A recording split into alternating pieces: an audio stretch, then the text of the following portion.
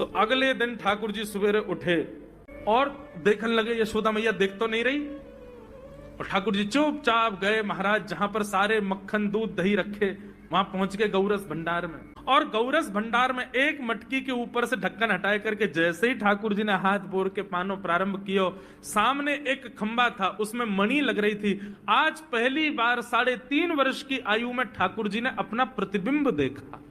ठाकुर जी ने जैसे ही प्रतिबिंब में अपने रूप को देखा, अपने रूप को देख करके ठाकुर जी बोले, हो तू भी आयो यहां चोरी करवे? अपने आप से बात कर रहे हैं ठाकुर जी। अरे मैंने कही तो हती अपने अपने घर में चोरी करनी है, तू दारी के मेरे घर में आगो चोरी करवे? ठाकुर जी अपने प्रतिबिंब से बात कर रहे हैं। अब गौरस भंडार में ठाकुर जी की आवाज गूंज रही थी और वो गूंजते हुए रसोई घर में जा रही थी। रसोई में मैया ने सुनी, बोले ये लाला कहां थे बोल लो है, उठ गयो कन्हैया? मुझको पतो भी ना चली, नूपुरन की आवाज ना आई। मैया दौड़ करके गई तो देखा ढूंढते ढूंढते गौरस भंडार में ठाकुर जी अपने प्रतिबिंब से बात कर रहे हैं। कितनी सुंदर झांकी है ठाकुर जी की। ठाकुर जी मक्खन पा रहे हैं। बोले अच्छा अब आ तो गयो है यहाँ पे, लेकिन सुन चुपचाप चोरी करके भाग जाइयो, मेरी मैया बहुत मारेगी तो को। बाकू यदि पतो चल गई तू चोरी कर रहा है तो को उखलते बांध देगी, मेरी मैया बहुत मारेगी। चुपचाप चोरी कर और निकल ले यहाँ से। ठाकुर जी चोरी की बात कर रहे थे, यशोदा मैया ने पीछे से सुनी, लाला ओ कन्हैया। ठाकुर जी घबरा गए, मैया कैसे आ गई? हाँ मैया, कौन से बात कर रहे हो तू? अरे मैया देख हमारे घर में चोर घुसायो है।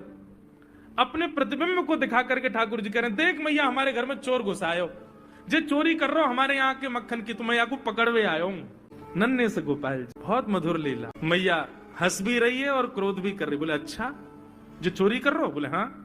चल याकू तो मैं पकड़ लूंगी, लेकिन जे बता तेरे हाथ में मक्खन कैसे लगो? तू तो याकू पकड़वे आयो ना। अब मैया याकी मैं कहा बताऊं, तेने मेरे हाथ में पद्म राग के ऐसे ऐसे बढ़िया कंगन पहना रखे हैं, कड़ूला पहना रखे हैं सोने के। जब मैं धूप में निकलूं ना तो धूप की किरण से मुंह को बहुत जलन है जाए हाथ में।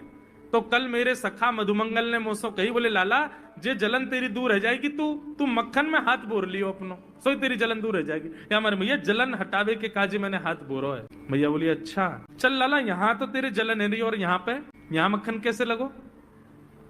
ठाकुर जी बोले मैया मैं अपनी जलन दूर कर रहा हूं। इतने में जन कहां तक मक्खी आके मेरे मुंह पे बैठ गई।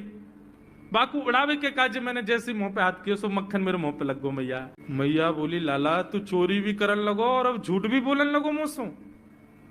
ठाकुर जी ने ग्वाल बालों से कहा भैया मिशन फेल हो गया, घर में तो चोरी नहीं कर पाए हम।